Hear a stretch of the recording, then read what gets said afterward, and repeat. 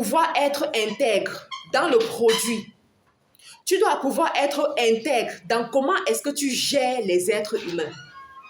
Je me suis rendu compte qu'on attire qui est-ce qu'on est, essentiellement. Un jour, il y a une dame qui m'a dit, Ma Karine, comment tu peux dire ce genre de choses? Moi, j'ai fait une affaire avec quelqu'un et la personne s'est tellement mal comportée avec moi. Après, j'ai encore fait une autre affaire. Après, je ne fais que essuyer les défaites en Afrique. C'est une personne qui était, je crois, en France ou en Belgique. Je lui ai dit, tu sais quoi, si tu te rends compte que tu ne fais que essuyer les mêmes défaites, rencontrer les mêmes personnes, tu fais confiance à la personne et après la personne te pose un lapin, moi je te dirais, va te regarder qui est-ce que tu es toi-même. Parce que la vérité, c'est que dans les affaires, dans la vie même en général, je reviens toujours dans les affaires parce que c'est mon domaine, mais dans la vie en général, tu te sentiras à l'aise avec des personnes qui te ressemblent. Et tu sentiras comme une distance avec des personnes qui ne sont pas comme toi. Tu ne peux pas expliquer pourquoi. Tu ne peux pas vraiment expliquer qu'est-ce qui se passe. Mais il y aura comme un rejet naturel qui va se passer. C'est la raison pour laquelle c'est important de se bâtir soi-même, de se construire soi-même. Parce que après la huche, c'est les greniers. Et les greniers, encore, c'est une autre dimension. Ça, c'est les multinationales. Donc, au niveau de la huche, tu as l'intégrité que tu vas bâtir. Tu dois être une personne digne de confiance. Tu dois être une personne de parole. Quand tu donnes ta parole, tu respectes ta parole, tu honores ta parole. Parce que c'est ça qui va créer ce qu'on appelle le climat de confiance autour de toi. C'est ça qui va te donner un nom. Parce que le nom, c'est ta réputation. Il y a des gens aujourd'hui, on achète chez eux à cause de leur nom, à cause de leur réputation. Parce qu'ils ont pris la peine de bâtir ce nom-là.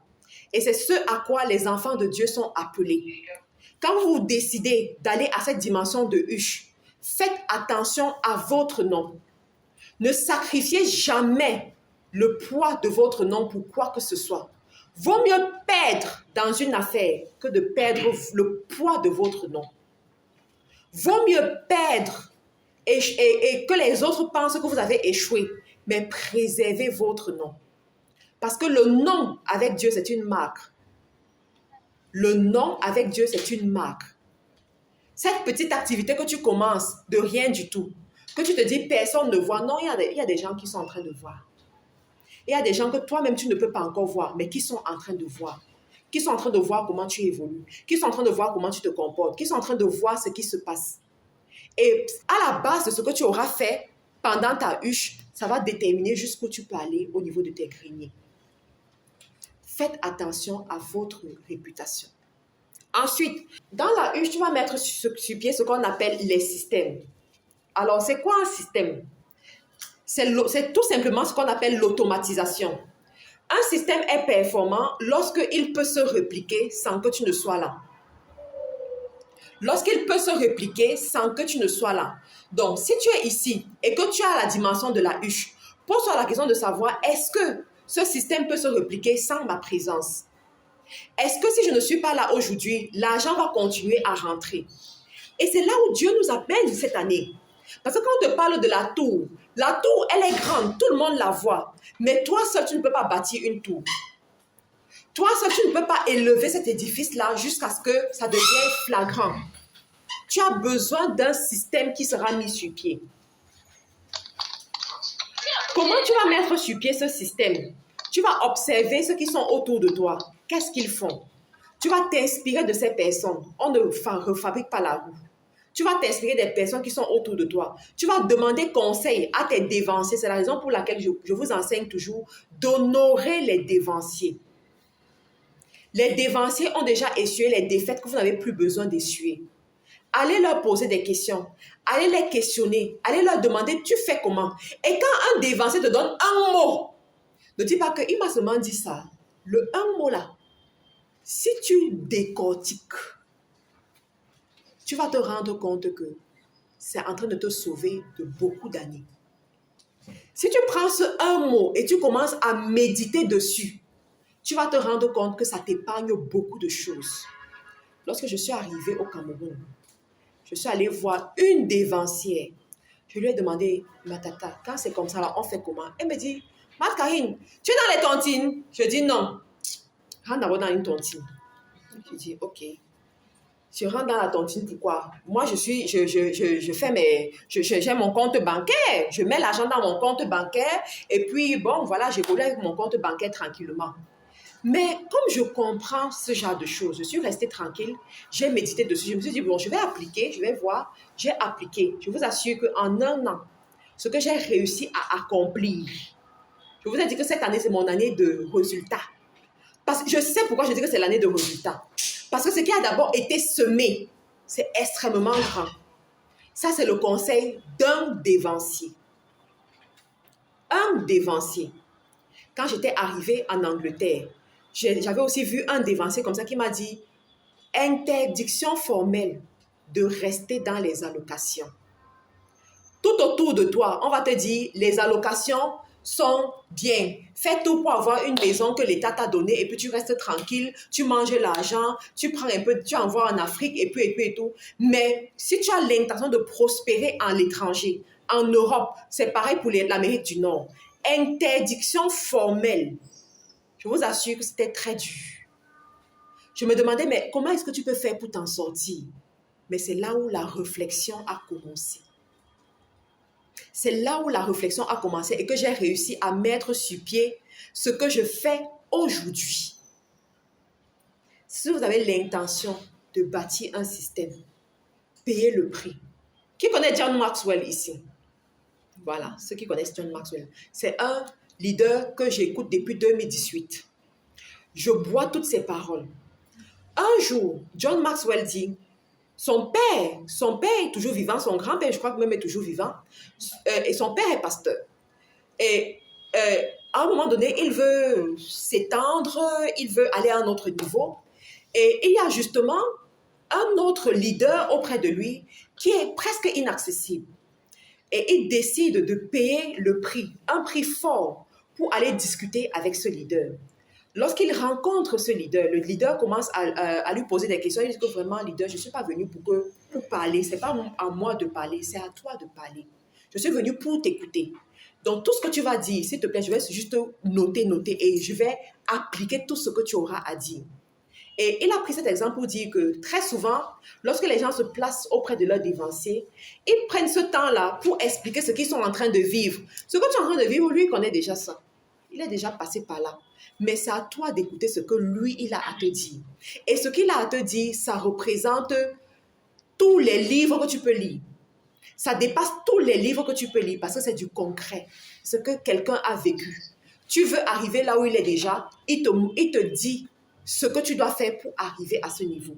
Donc, pour bâtir les systèmes, tu auras besoin de savoir qu'est-ce que tes dévanciers disent. Tu auras besoin de les identifier, d'aller leur parler, d'aller d'écouter comment est-ce qu'ils ont fait pour arriver là où ils sont arrivés. Et tu vas t'inspirer de ça, sans te dire que ah, c'est juste ça. Parce que des fois, on se dit, ah, donc c'est juste ça. Non, dans ce juste ça-là, il y a beaucoup de choses que tu dois comprendre. Il y a beaucoup de choses. Quand tu vas commencer à appliquer, tu vas te rendre compte que ce n'est pas si facile que ça. Et tu vas comprendre tout le poids que ça représente. Pour bâtir un système, tu vas aller travailler avec ceux qui sont plus intelligents que toi. Très important. Plus intelligents que toi. Et ça demande ce qu'on appelle l'investissement. La huche, c'est la dimension où on investit beaucoup. C'est la raison pour laquelle quand tu es dans la huche, ton objectif doit être d'aller au niveau des greniers. Tant que tu n'es pas dans les greniers, tu es esclave dans la huche. S'il vous plaît, écoutez très bien ce que je suis en train de vous dire. Parce qu'il y en a parmi vous, vous posez des questions, mais qu'est-ce qui se passe? J'ai l'impression que je suis devenu l'employé ou d'autres être le patron. Non, parce que la huche, c'est le siège où tu es esclave de ton activité. Mais tu dois quitter de là pour la dimension des greniers. Mais pour quitter pour la dimension des greniers, tu dois appliquer ces lois que je suis en train de te dire. Tu vas apprendre à travailler avec des personnes qui sont plus intelligentes que toi. Consulter des personnes qui sont plus intelligentes que toi. Payer des personnes qui sont plus intelligentes que toi. Payer ce prix. Même si en fin de compte, tu te rends compte que je n'ai plus grand-chose dans mon compte bancaire. Mais quand tu vas commencer à récolter ce travail, le fruit de ce travail, tu iras très loin. Donc, à ce niveau, tu vas observer dans le marché du travail les personnes qui ont la compétence que tu recherches et tu vas payer le prix pour ces personnes. Les personnes qui peuvent vite faire ton travail et tu vas payer le prix. Les machines qui peuvent vite faire ton travail, tu vas payer le prix. Il y a une dame que je suis en train de coacher en ce moment qui ne veut pas suivre ces lois. Et dernièrement, elle vient me dire, Marthe Karine, je me rends compte qu'il y a les gens qui ont commencé 1 an après moi et ces personnes sont déjà loin, on voit leurs produits un peu partout sur le marché. Je dis que, mais quand toi-même tu regardes, quelle est la différence entre ces personnes et toi? Ces personnes ont acheté les machines de 2,5 millions. Je dis, bon, toi, pourquoi tu n'achètes pas alors la machine de 2,5 millions? C'est trop cher. Je dis, jusqu'à ce que tu achètes ce genre de machine, tu seras toujours au petit niveau.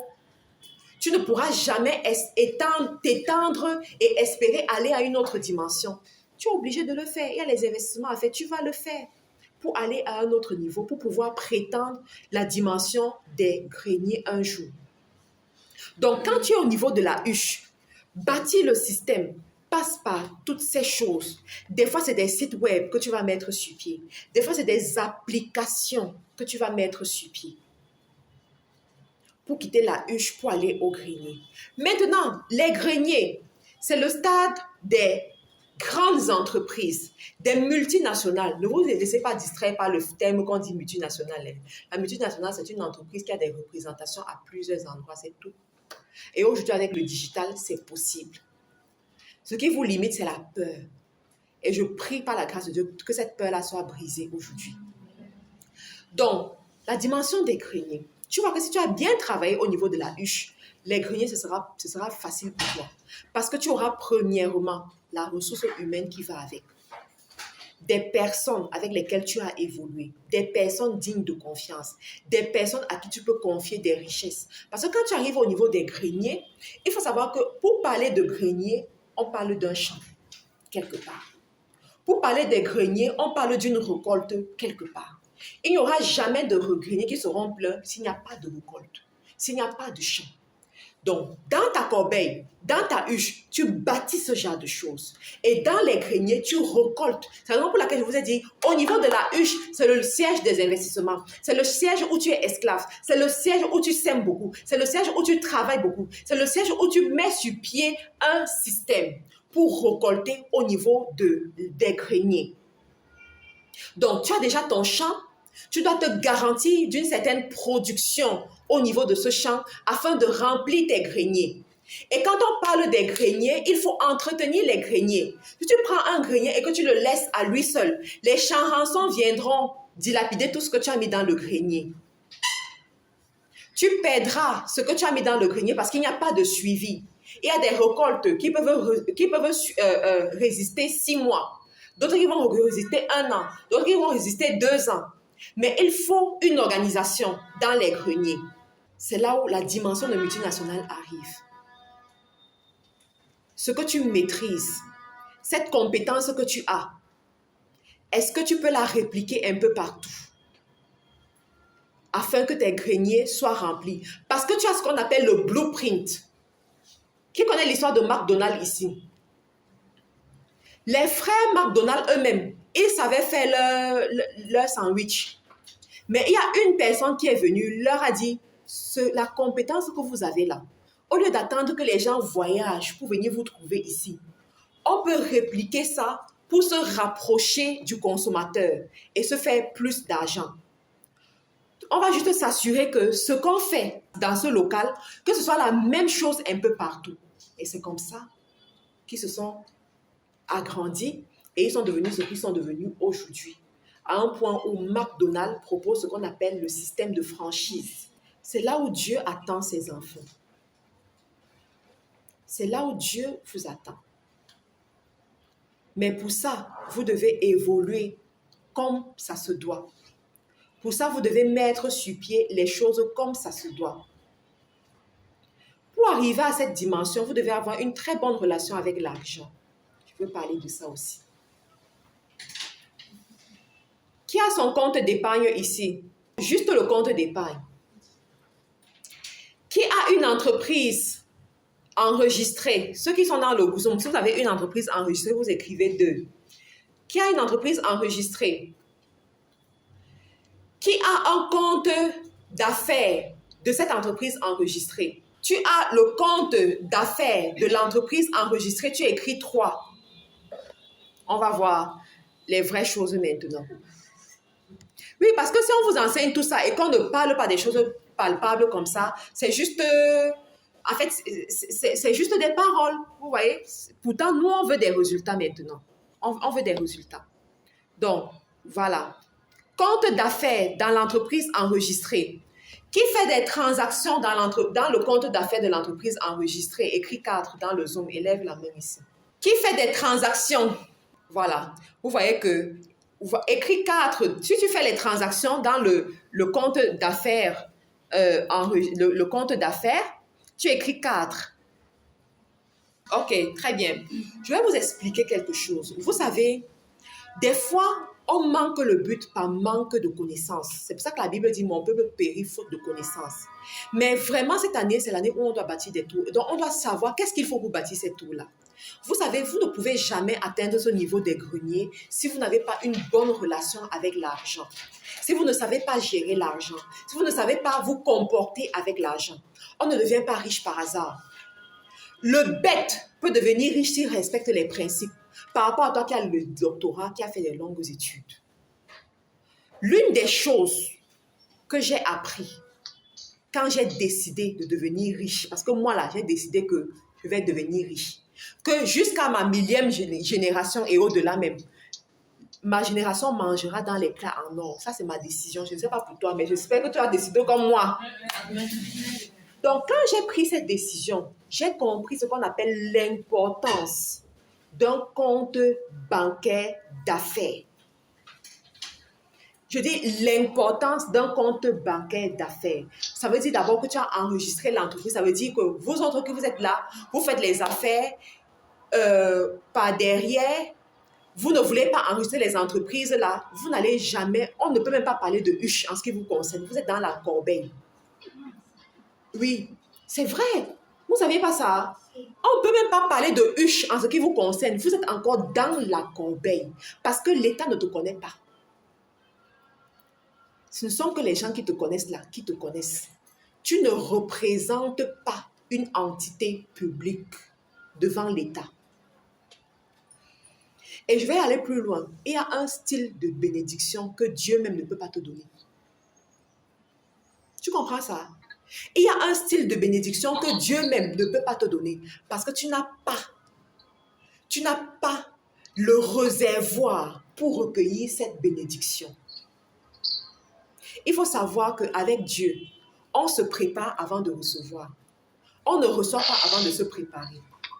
Ça, c'est ce que beaucoup de gens ignorent, beaucoup de gens oublient. Avec Dieu,